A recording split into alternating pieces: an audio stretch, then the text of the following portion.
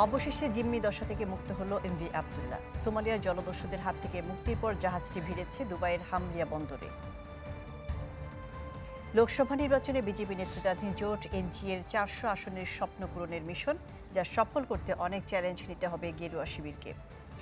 ইউরোপে এবছর তাপমাত্রা মানবদেহের সহ্য ক্ষমতা ছাড়িয়ে যেতে পারে, এমনই পূর্বাভাস দিয়েছে ইউরোপীয় ইউনিয়নের জলবায়ু পর্যবেক্ষণ পরিষেবা কোপারনিকাসে। জানাবো এসব খবর, তবে শুরুতে আজকের শিরোনামগুলো জানিয়ে দিচ্ছি। দুবাইয়ের হামলিয়া বন্দরে ফিরল এমভি আবদুল্লাহ, সুস্থ আছেন 23 নাবিক। দক্ষিণে দুর্বল গেরুয়া শিবির, বিজেপির 400 আসনের জয় নিয়ে শঙ্কা।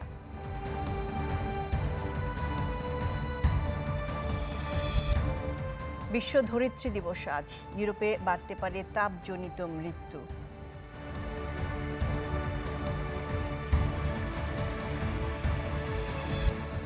আমন্ত্রণ ওয়ার্ল্ড নিউজ টুডেতে, আপনাদের সাথে আছি আমি শাহনাজ শাহরিয়ার।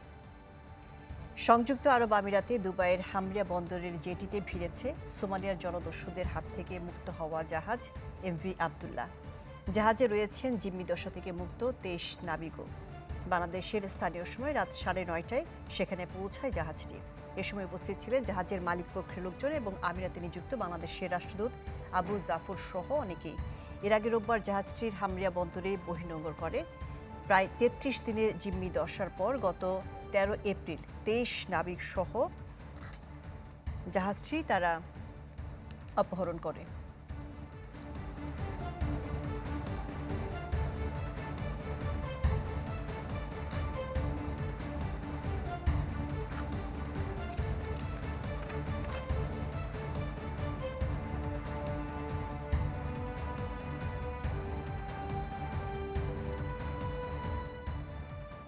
এ বিষয়ে আরো বিস্তারিত জানাতে আরব আমিরাতের হামলিয়া বন্দর থেকে আমাদের সাথে যুক্ত হচ্ছেন আমাদের সহকর্মী ইশতিয়াক আসিফ। ইশতিয়াক আসিফ, বাংলাদেশ সময় রাত 9:30টার দিকে জাহাজটি হামলিয়া বন্দরে নোঙর করেছে।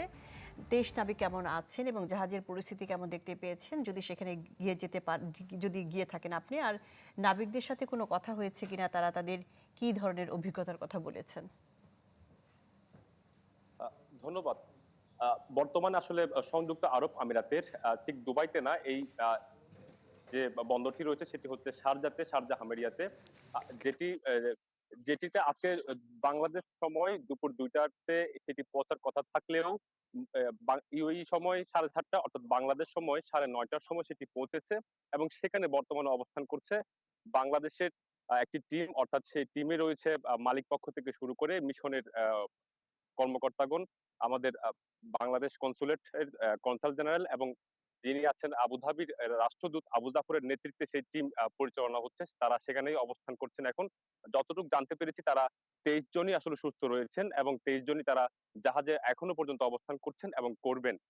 7 থেকে 5 দিন এই ধরনের সময় লাগতে পারে, যে জাহাজের কয়লাগুলো রয়েছে সেগুলো আসলে আহ, সেখান থেকে আহ, আহ, সেখান থেকে আসলে কয়লাগুলো আসলে সরানোর জন্য, এবং একই সাথে কিন্তু সেগুলো যদি নতুন কোনো যদি পণ্য আসলে তারা সরবরাহ করতে পারেন, তাহলে তারপরে আসলে উদ্দেশ্য সঠিক করা হবে, সেটি চট্টগ্রামে যাবে নাকি তার গন্তব্য কোথায় হবে তারপরে আসলে সেটি নির্ধারণ করা হবে। আপাতত যতটুকু জানতে পেরেছি সবাই সুস্থ আছেন এবং এখনো পর্যন্ত নিশ্চিত হওয়া যায়নি যে 2 নাবিক আসলে আকাশপথে যাওয়ার কথা ছিল, তারা কি আসলেই কি আকাশপথে যাবেন কিনা। এখনো পর্যন্ত যারা জানতে পেরেছি 23 জনই আসলে এখন সম্মত হয়েছেন যে তারা 23 জনই আসলে জাহাজ পথে অর্থাৎ পানিপথে আসলে বাংলাদেশে যাবেন, এমনটি আসলে জানা গিয়েছে। ইশতিয়াক আসিফ, আপনাকে অনেক ধন্যবাদ। আরব আমিরাতের হামলিয়া বন্দর থেকে আমাদের সাথে যুক্ত হয়েছিলেন আমাদের সহকর্মী ইশতিয়াক আসিফ। ভারতের লোকসভা নির্বাচন এবং মোদির এনডিএ জোটের 400 আসনের স্বপ্ন, যা পূরণে বেশ কাজকর পোড়াতে হবে বিজেপিকে, এমনটাই ধারণা বিশেষজ্ঞদের। বলা হচ্ছে মোদির এই উচ্চাভিলাষী স্বপ্নকে বাস্তবে রূপ দিতে পারে দক্ষিণাঞ্চলের ভোট।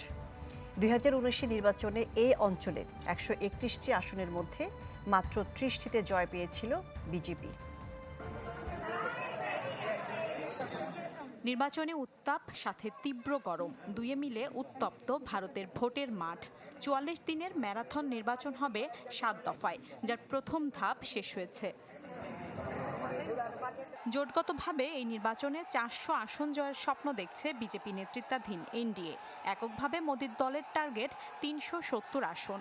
তবে প্রথম দফার ভোট শেষে বিজেপি নেতাদের আত্মবিশ্বাসের জোয়ারে কিছুটা ভাটার টান দিয়েছে। এ দফায় 102 আসনে গড়ে ভোট পড়ে 63%, যা গেল বছরের তুলনায় প্রায় 4% কম। তীব্র গরম ও অন্যান্য কারণে ভোটারের সংখ্যা আরও কমতে পারে পরবর্তী ধাপে। ক্ষমতাসীনদের প্রতি রাজপুতদের অসন্তোষ ও সেনা নিয়োগে বিতর্কিত অগ্নিবীর প্রকল্পের কারণে রাজস্থান, উত্তরাখণ্ড, হরিয়ানা, পাঞ্জাব ও উত্তরপ্রদেশের পশ্চিমাঞ্চলে ব্যাপক চাপের মুখে রয়েছে বিজেপি। বাধ্য হয়ে 4 বছর মেয়াদী প্রকল্পটি নিয়ে নতুন করে ভাবার কথা জানিয়েছেন প্রতিরক্ষামন্ত্রী রাজনাথ সিং। এ অসন্তোষের পালে হাওয়া দিয়েছে চলমান কৃষক আন্দোলনও। গেলবার পুলওয়ামা বালাকোট কাণ্ড, পাকিস্তানের সার্জিক্যাল স্ট্রাইক নিয়ে ভারত জুড়ে ব্যাপক আলোড়ন তুলেছিলেন মোদি। আশা ছিল রাম মন্দির ইস্যু সেই আলোড়নকে আরও বিস্তৃত করবে, কিন্তু এখন পর্যন্ত সেটি বাস্তব হয়নি। বিজেপির জন্য দুর্ভেদ্য এক দুর্গ ভারতের দক্ষিণাঞ্চল। 2019 সালে 131 আসনের মধ্যে মাত্র 30টিতে জয় পেয়েছিল বিজেপি। ভারতের মোট জনসংখ্যার 20% বসবাস রয়েছে এই অঞ্চলে। দক্ষিণের 5 রাজ্য তামিলনাড়ু, কর্ণাটক, অন্ধ্রপ্রদেশ, কেরালা ও তেলেঙ্গানার ভারতের জিডিপিতে অবদান রয়েছে 30%। তাই আল জাজিরার বিশ্লেষণ বলছে, এখানে বিজয়ের নিশান না ওড়াতে পারলে 400 আসনের স্বপ্নই থেকে যাবে মোদির। স্বাধীন ভারতের ইতিহাসে 400-র বেশি আসনে জয়ের রেকর্ড কেবল একবারই রয়েছে। ইন্দিরা গান্ধী হত্যাকাণ্ডের পর 1984 সালে এই রেকর্ড গড়ে কংগ্রেস। মিলা খন্দকার, চ্যানেল 24। ভারতের লোকসভা নির্বাচনে ক্ষমতাসীন বিজেপির হাতিয়ারগুলোর একটি কট্টর হিন্দু জাতীয়তাবাদ। বিহারে ভেঙে ফেলা মসজিদের জমিতে মন্দির নির্মাণ যেন সে বার্তাই দেয়, যার প্রভাব পড়তে পারে সংখ্যালঘু মুসলিমদের ভোটে। ভারতে চলছে অষ্টাদশ লোকসভা নির্বাচন। বিভিন্ন জরিপ সংস্থায় উঠে এসেছে এবারও এতে এগিয়ে ক্ষমতাসীন বিজেপি। তৃতীয় মেয়াদে জয় পেতে বেশ কিছু এজেন্ডাকে কাজে লাগাচ্ছে দলটি, যার মধ্যে রয়েছে অর্থনৈতিক প্রবৃদ্ধি, কল্যাণমূলক কাজের প্রতিশ্রুতি এবং হিন্দু জাতীয়তাবাদ। যেমন মোদি যোগীর ঘাঁটি উত্তরপ্রদেশ। রাজ্যটিতে 10 বছর ক্ষমতায় গেরুয়া শিবির। হিন্দু জাতীয়তাবাদ যেন রাজ্যটিতে নির্বাচনে বিজেপির অন্যতম থিম। বিশেষ করে বাবরি মসজিদ ভেঙে রাম মন্দির প্রতিষ্ঠা করাকে দেখানো হচ্ছে বিজয় রূপে। এতে অঞ্চলটির সবচেয়ে বড় মুসলিম অধ্যুষিত শহর মুজাফফরবাদের ভোটারদের কণ্ঠে ঝরল অসন্তোষের সুর। সমস্যা হচ্ছে সত্যকে দেখানো হচ্ছে মিথ্যা হিসেবে, আর মিথ্যাকে উপস্থাপন করা হচ্ছে সত্যের মতো করে। উন্নয়নে কারো মনোযোগ নেই, বরং সত্য কণ্ঠকে চাপিয়ে রাখার চেষ্টায় সবাই মত্ত। সমালোচকদের দাবি, কট্টরপন্থী হিন্দুদের খুশি করতে 20 কোটি সংখ্যালঘু মুসলমানদের সাথে প্রায়শই করা হচ্ছে অন্যায়। এমনকি যুক্তরাষ্ট্রের কমিশন অন ইন্টারন্যাশনাল রিলিজিয়াস ফ্রিডমের 2023 সালের প্রতিবেদনে উদ্বেগ প্রকাশ করা হয়েছে ভারতকে নিয়ে। আশ্বাস চৌধুরী, চ্যানেল 24। ওয়ার্ল্ড নিউজ টুডেতে নিচ্ছে বিরতি, ফিরছি একটু পরেই।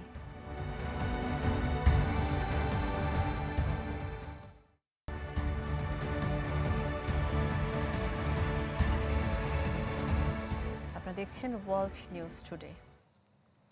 ইউরোপে এবছর তাপমাত্রা মানবদেহের সহ্য ক্ষমতা ছাড়িয়ে যেতে পারে, এমন পূর্বাভাস দিয়েছে ইউরোপীয় ইউনিয়নের জলবায়ু পর্যবেক্ষণ পরিষেবা কোপারনিকাস।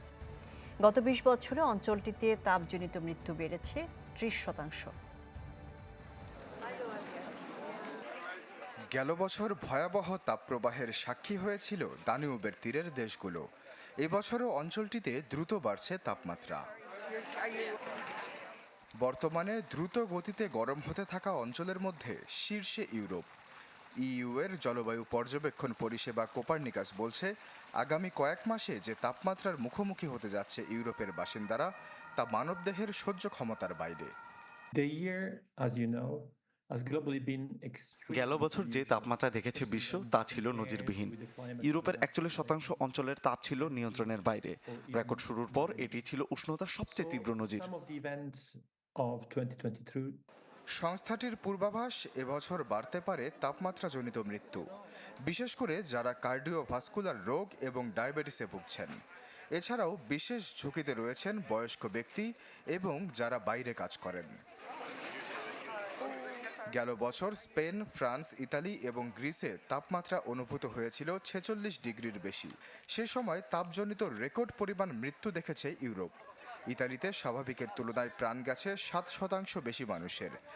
দেশটিতে মৃত ব্যক্তিদের অধিকাংশই ছিলেন শ্রমজীবী মানুষ, জানায় কোপার্নিকাস। আবহাওয়ার এই বিরূপ আচরণের জন্য দায়ী গ্রিনহাউস গ্যাস। এটির নির্গমন নিয়ন্ত্রণে আনতে প্রয়োজন বড় অঙ্কের বরাদ্দ। তাপজনিত কারণে আঘাত আসছে অর্থনীতিতেও। বড় ক্ষয়ক্ষতির মুখে ছিল গোটা মহাদেশ। আগামী কয়েক মাসে তা কমার সম্ভাবনা নেই। দ্রুত পদক্ষেপ নেওয়ার সময় এসেছে। গেল 20 বছরে ইউরোপে তাপজনিত মৃত্যুর সংখ্যা বেড়েছে 30%। আশ্বাস চৌধুরী, চ্যানেল 24। প্লাস্টিক এখন পরিণত হয়েছে অভিশাপে, তাই এর উৎপাদন নিয়ন্ত্রণে আনাই এবছর আর্থ ডের মূল লক্ষ্য। তবে বিশ্বব্যাপী বেড়েই চলেছে এর চাহিদা, যা প্রভাব ফেলছে প্রকৃতি এবং মানবজাতির উপর। আশিকিন প্রিন্সের রিপোর্টে বিস্তারিত। পরিবেশ দূষণের অন্যতম কারণ হলেও বিশ্বব্যাপী বেড়েছে প্লাস্টিকের উৎপাদন ও চাহিদা। পরিসংখ্যান বলছে বিশ্বে গেল বছর প্লাস্টিক ব্যাগ উৎপাদিত হয়েছে 500 বিলিয়নেরও বেশি। বাংলাদেশের পরিবেশ, বন ও জলবায়ু পরিবর্তন বিষয়ক মন্ত্রণালয় বলছে দেশে বছরে 8,21,250 টন প্লাস্টিক বর্জ্য তৈরি হয়। এ বর্জ্য বছরের পর বছর প্রকৃতিতে থেকে যাওয়ায় বড় হুমকি হয়ে উঠছে জলবায়ু, মানবজাতি ও প্রাণীকুলের জন্য। প্লাস্টিক উৎপাদনের কারণে প্রতি বছর বিশ্বে নিঃসরিত হচ্ছে 2.7 বিলিয়ন মেট্রিক টন কার্বন। এমন বাস্তবতায় 22 এপ্রিল বিশ্বব্যাপী পালিত হচ্ছে ধরিত্রী দিবস।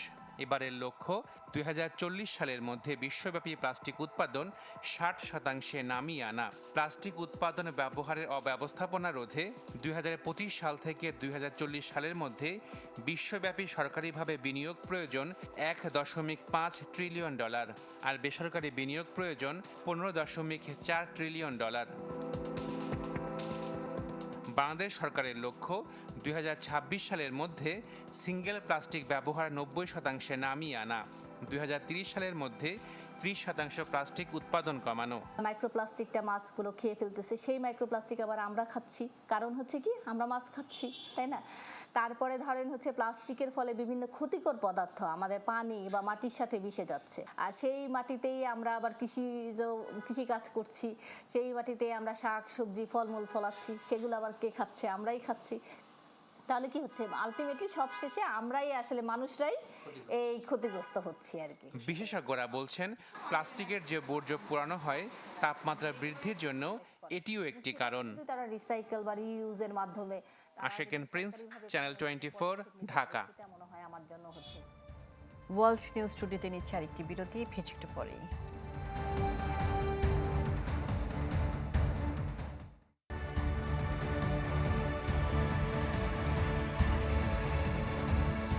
আবার আমন্ত্রণ ওয়ার্ল্ড নিউজ টুডেতে। হামাসের হামলা ঠেকাতে ব্যর্থ হয়ে পদত্যাগ করলেন ইসরায়েলের সামরিক গোয়েন্দা প্রধান আহারন হালিভা। দেশটির সামরিক বাহিনী জানিয়েছে ব্যর্থতার দায় স্বীকার করে পদত্যাগ করেছেন আহারন। তবে নতুন গোয়েন্দা প্রধান নিযুক্ত না হওয়া পর্যন্ত দায়িত্ব পালন করবেন তিনি। গত বছরের অক্টোবরে ইসরায়েলের ভূখণ্ডে নজিরবিহীন হামলা চালিয়েছিল হামাস। এর জেরে গাজায় যুদ্ধ শুরু করে ইসরায়েল, যা পেরিয়েছে 6 মাস। এ পর্যন্ত প্রাণ গেছে 34,000-এর বেশি ফিলিস্তিনির। চেরি ফুলের সমারোহ কানাডার টরেন্টো অঙ্গরাজ্যে। বসন্তের আগমনী বার্তা নিয়ে সাদা আর গোলাপি ফুলে ছেয়ে গেছে চারপাশ। প্রকৃতি প্রেমীরা মাতোয়ারা নয়নাভিরাম এই সৌন্দর্য উপভোগে।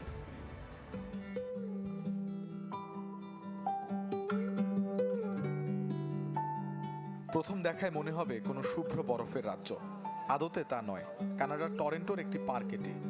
পার্ক ছেয়ে গেছে তুলতুলে মেঘের মতো সাদা চেরি ফুলে। শীতের পরে বসন্তের হাওয়া লেগেছে টরেন্টোর আকাশে বাতাসে। প্রকৃতির এই অপার সৌন্দর্য দেখতে স্থানীয় বাসিন্দাদের পাশাপাশি ভিড় জমাচ্ছেন দূর দূরান্ত থেকে আসা পর্যটকরাও। অনেকেই চেরি ফুলের সাথে নানা পোজে তুলছেন ছবিও। এই সুন্দর প্রকৃতি আমি খুব ভালোবাসি।